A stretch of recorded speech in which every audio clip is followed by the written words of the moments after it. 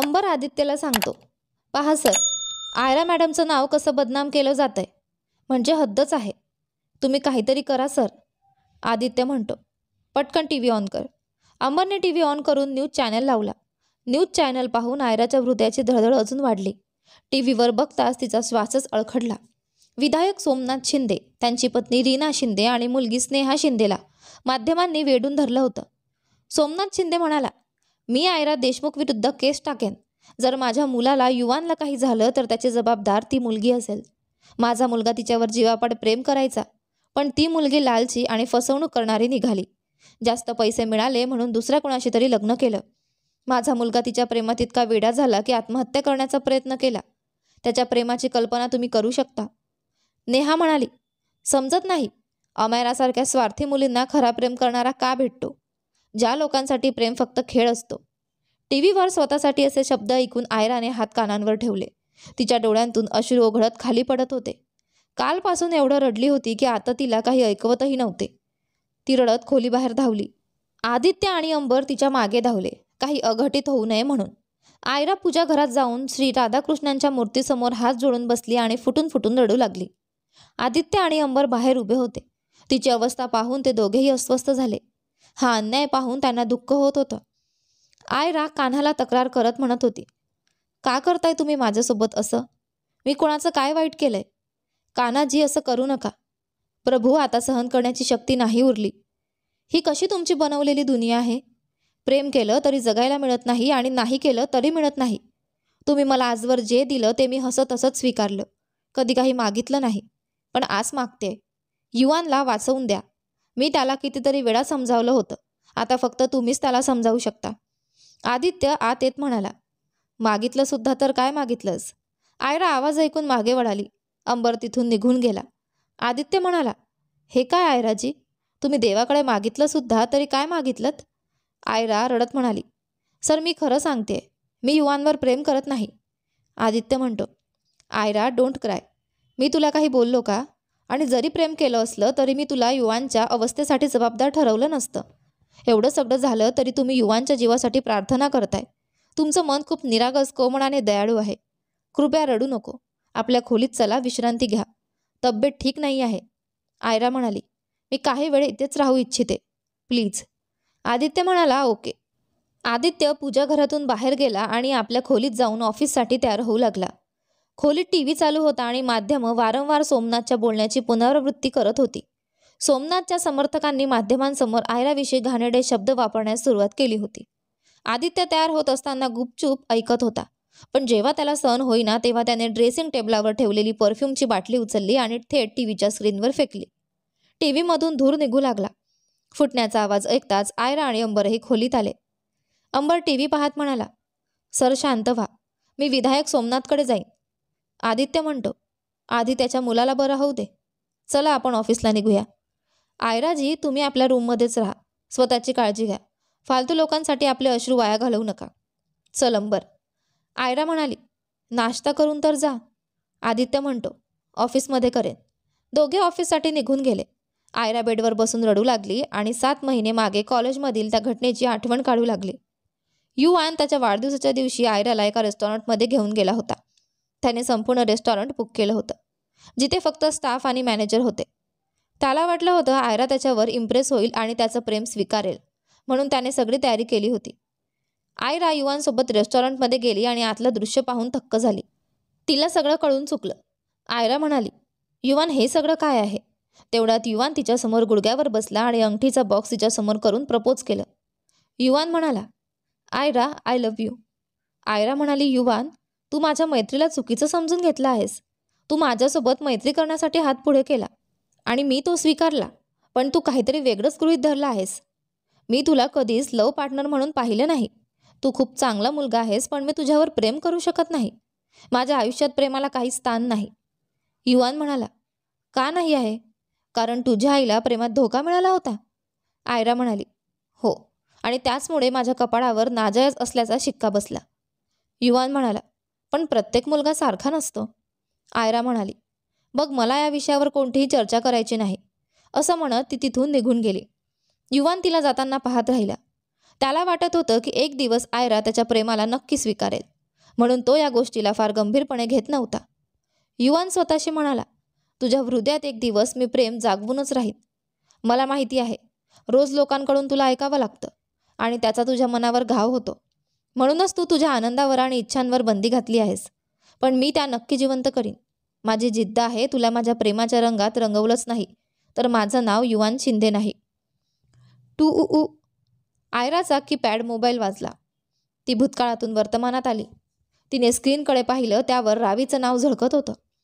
ती रडतच फोन उचलते आणि फुटून फुटून रडू लागते. आयरा म्हणते, रावी, तू म्हणत होतीस ना लग्नानंतर माझ्या आयुष्यात सगळं ठीक होईल, पण काहीच ठीक नाही झालं. रावी म्हणते, म्हणजे आदित्य सरांनी न्यूज पाहून तुला काही बोललं का? त्यांनीही इतरांसारखं तुला दोषी ठरवलं का? आयरा म्हणाली, नाही नाही, त्यांनी असं काहीच केलं नाही. त्यांनी तर माझ्याशी खूप प्रेमाने बोललं, माझ्यावर विश्वास दाखवला. मी म्हणाली होती ना, माझं नशीब एवढं चांगलं नाही की मी कोणाच्या पत्नीच्या रूपात घर सावरू, कारण कपाळावरचा हा डाग मला तसं करू देणार नाही. रावी म्हणाली, आयरा चूप कर. अजून किती चांगलं नशीब हवंय तुला? तुला आदित्यसारखा विश्वास ठेवणारा नवरा मिळालाय. बघ आयरा, जे तुझ्यासोबत होतं त्याला कुठेतरी तूही जबाबदार आहेस. आता खूप झालं. स्वतःसाठी नाही, पण कमीत कमी आदित्यसाठी तरी हिंमत दाखव. त्याने तुला बदनाम होण्यापासून वाचवलंय. त्याच्यासाठी तरी तू हे सगळं थांबव. नेहमी सगळं सहन करायचं नसतं. घरात सोसलंस ते पुरेसं होतं. आता बाहेरच्यांचंही सहन करशील का? आयरा म्हणाली, मग मी काय करू? रावी म्हणाली, बघ, जर तू चूप राहिली तर लोक तुलाच चुकीचं समजतील. लोक तुझं जगणं कठीण करून टाकतील आणि त्याचसोबत आदित्यचंही. त्याचा परिणाम त्यांच्या मनस्थितीवर, बिझनेसमध्ये आणि तुमच्या नात्यावरही होऊ शकतो. तू टी व्ही पाहतेस का? आयरा म्हणाली, नाही. आदित्यने रागाच्या भरात टी व्ही फोडून टाकला. रावी म्हणाली, काही हरकत नाही, मी पाहते आहे. ऐक, तू लगेच सिटी हॉस्पिटलमध्ये पोहोच. युवानला शुद्ध आली आहे. तिथे अजूनही मीडिया आहे. हा तुझ्यासाठी उत्तम संधी आहे जगाला सांगण्याची की तू त्याच्यावर प्रेम करत नाहीस. सगळं स्पष्ट करून टाक. आयरा म्हणाली, काय? मीडियाच्या समोर? नाही, मला भीती वाटते. रावी म्हणाली, ही घाबरण्याची वेळ नाही, ही हिंमत दाखवायची वेळ आहे. एक काम कर, तू घरातून बाहेर पड आणि आधी माझ्याकडे ये, मग आपण दोघी मिळून जाऊ. आयरा म्हणाली, ठीक आहे, मी लगेच निघते.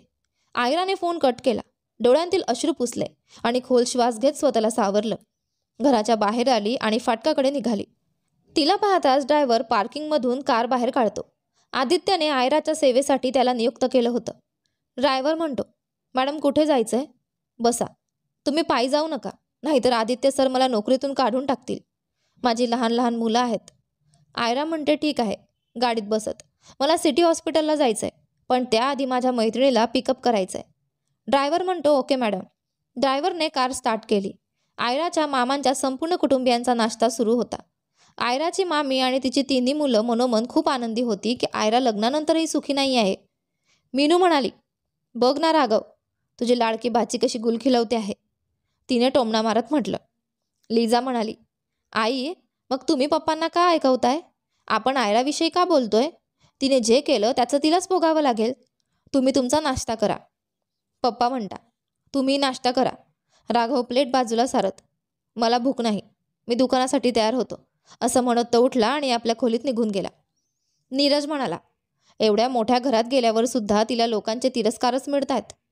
मीनू म्हणाली, कारण तिच्या नशिबातच ते लिहिलंय. स्वतः देवाने ठरवलंय आणि देवाने लिहिलेलं कोणीही पुसू शकत नाही. लिझा म्हणाली, आतापर्यंत तर आदित्यनेही तिला खूप काही सुनावलं असेल, नाही का? अरे, तो इतका मोठा बिझनेसमॅन आहे, त्याच्या इमेजवर परिणाम होईल. मीनू म्हणाली, कोणीही सभ्य माणूस तिला आपल्या घरात ठेवणार नाही. आणि हा तर आदित्य राणा आहे, मुंबईचं एक मोठं नाव. बघ, संध्याकाळपर्यंत आयरा आपलं सामान घेऊन इथे परत येईल. किती जोशात आदित्य तिला घेऊन गेला होता. बघ, तोच तिला जलील करून पुन्हा इथे सोडून जाईल.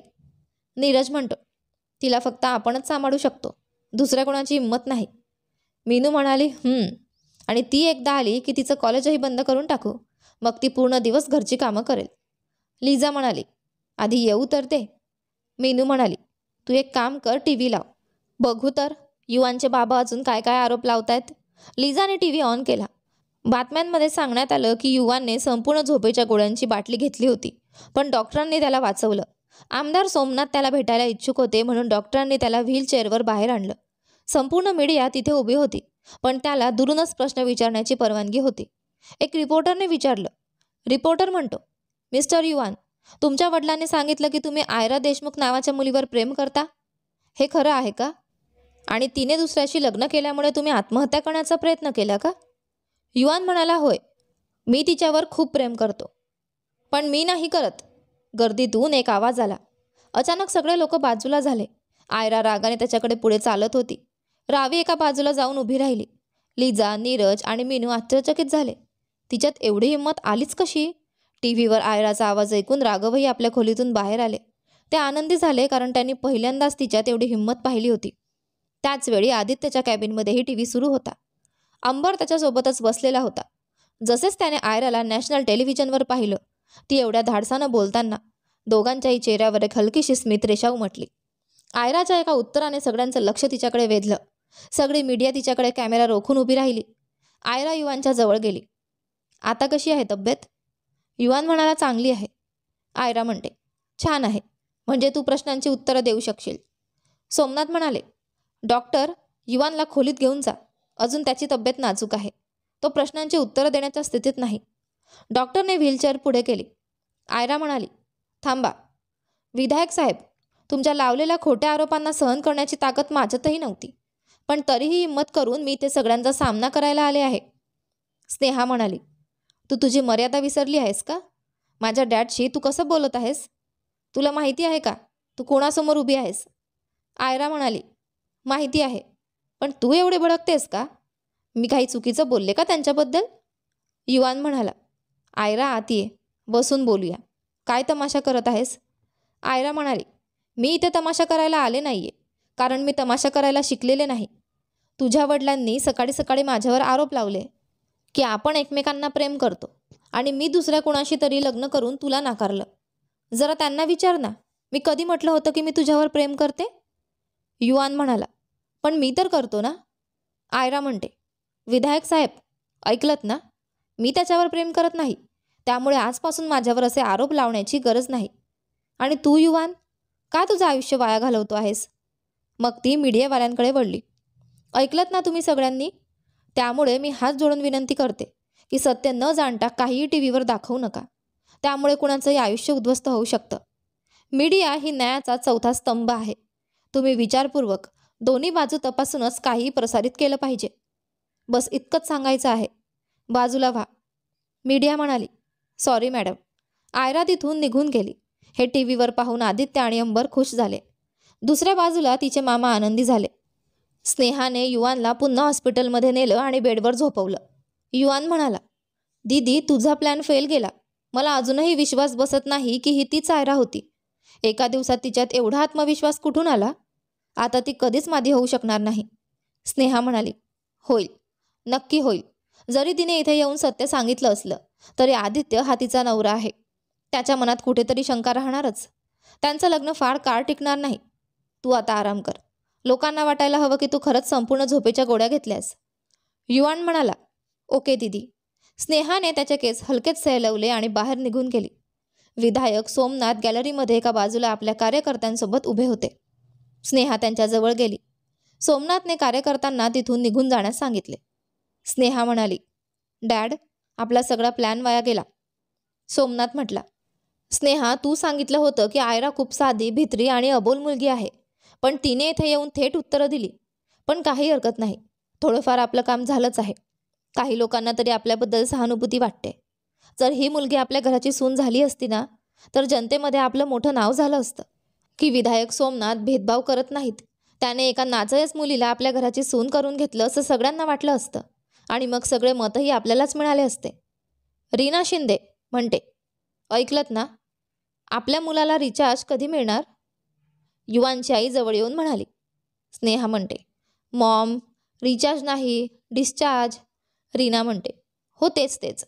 सोमनाथ म्हणतात, आता 1-2 दिवस तरी त्याला इथेच ॲडमिट ठेवा, नाहीतर लोकांना संशय येईल. तुम्ही दोघी त्याच्या जवळच राहा, त्याला एकटं सोडू नका, नाहीतर मीडिया काय काय समजून घेईल. मी डॉक्टरांशी बोलून घेतो.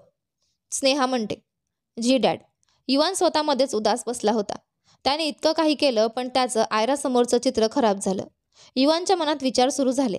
दीदी बरोबर म्हणत होती. आयरा एक स्वार्थी मुलगी आहे. नाहीतर तिने मला सोडून आदित्यशी लग्न का केलं असतं? माझ्याशी तर म्हणायची की तिला प्रेम आणि लग्न यात काहीच स्वारस्य नाही. पण संधी मिळताच तिने थेट सिक्सर मारला. युवान विचार करत असतानाच त्याच्या डोळ्यासमोर भूतकाळातील आठवणी तरळू लागल्या. काही दिवसांपूर्वी त्यांच्या कॉलेजमध्ये वार्षिक महोत्सव झाला होता. त्या कार्यक्रमासाठी आदित्य राणा प्रमुख पाहुणे म्हणून आले होते. कॉलेजच्या दुसऱ्या मजल्यावर लिझा आपल्या मित्रमैत्रिणींशी गप्पा मारत उभी होती. तेव्हाच आयरा जिन्याने वर चढत होती. लिझाने आपल्या मित्रमैत्रिणींसोबत मिळून तिला खाली पाडायचा प्रयत्न केला. थोडं मजा घेण्याचं कारण काढलं. लिझाचा एक मित्र जिन्याजवळ उभा राहून मोबाईलवर बोलण्याचा अभिनय करू लागला. जसं आयरा वर आली त्याने तिच्या वाटेत हलकासा पाय अडवला. त्यामुळे तिचा तोल गेला आणि ती पायऱ्यांवरून घसरू लागली. पण ती खाली पडण्याआधीच कोणीतरी मजबूत हाताने तिला थांबवलं होतं. तो दुसरा कोणी नसून आदित्य होता. आदित्यने आपल्या बाहुपाशात तिला घट्ट पकडलं आणि तिच्या मोठ्या सुंदर डोळ्यांमध्ये हरवून गेला. आजूबाजूचे सगळे विद्यार्थी दोघांकडे बघत होते. युवान देखील त्यांच्यातच उभा होता. आयरा दुसऱ्याच्या मिठीत आहे हे युवानला पाहवलं नाही. पण समोर आदित्य राणा होता. त्यामुळे काही बोलायची त्यांची हिंमत झाली नाही. मुठी आवडून स्वतःला सावरलं आणि त्याने केलंच तरी काय? आदित्यने काही चुकीचं तर केलं नव्हतं. आयराने पाहिलं की सगळ्यांचे लक्ष तिच्याकडेच होते. ती पटकन आदित्यच्या बाहुपाशातून सुटली. आयरा म्हणाली, थँक्यू. आदित्य म्हटला, यू वेलकम. पण ही आपली दुसरी भेट आहे. आता तरी तुझं नाव सांगायची कृपा करशील का? आयरा म्हणते, मी आधीच सांगितलंय. मी अनोळखी लोकांना माझं नाव सांगत नाही. आयरा हे बोलताच तिथून निघून गेली. कॉलेजमधले सगळे विद्यार्थी तिच्या उत्तराने थक्क झाले.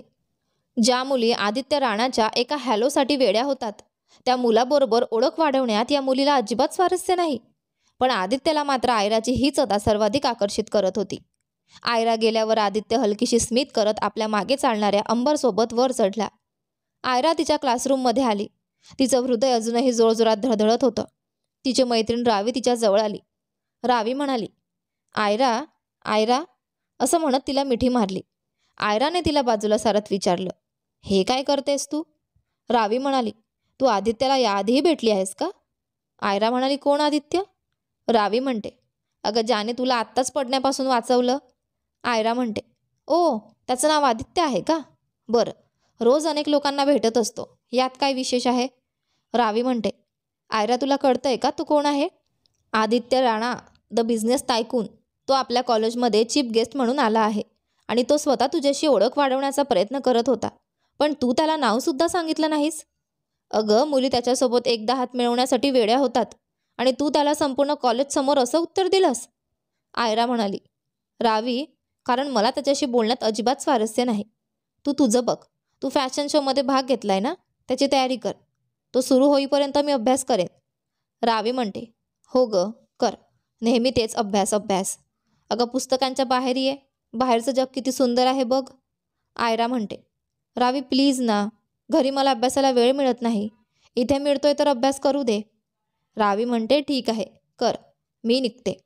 स्नेहा म्हणते, युवान तुला काही खायचं आहे का? काही ऑर्डर करू? स्नेहाने युवानच्या खांद्यावर हात ठेवत विचारलं. दिदीचा आवाज ऐकून युवान भूतकाळातून बाहेर आला. युवान म्हणतो, हो दिदी, मागव. यानंतर आदित्य आणि आयरा दोघांच्या आयुष्यात काय होते ते पहा आपल्या या कथाच्या पुढच्या भागांमध्ये. तोपर्यंत तुम्हाला आजचे दोन्ही भाग कसे वाटले कमेंट करून नक्की सांगा. कथा आवडत असेल तर व्हिडिओला लाईक करा.